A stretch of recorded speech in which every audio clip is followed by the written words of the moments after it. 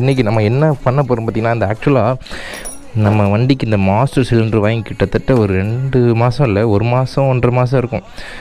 So சேஞ்சே பண்ணல. இப்போ தான் வந்து அதற்கான டைம் கிடச்சிருக்கு.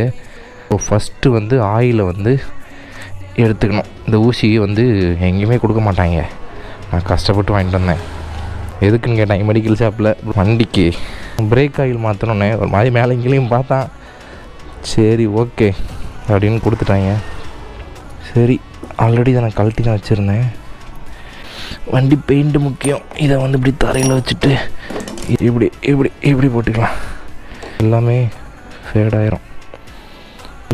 கலந்துட்டு இது வந்து கொஞ்சம் ஒரு பிரச்சனை பண்ணும். என்னென்னா சம்டைம்ஸ் பிடிக்கும்போது டக்குன்னு அமுங்காது.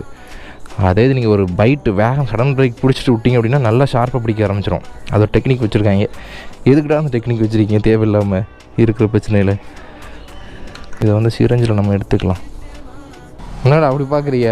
போடா, இண்டிகேட்டர் உடச்சி விட்றாதடா, 1000 ரூபாய். ஐயோ பிரேக் இந்த ஊசி போடுவாங்கல்ல டாக்டர்லாம். ஆனால் ஒரு சொட்டு பட்டாலும் என் வண்டி நாசமாயிரும்.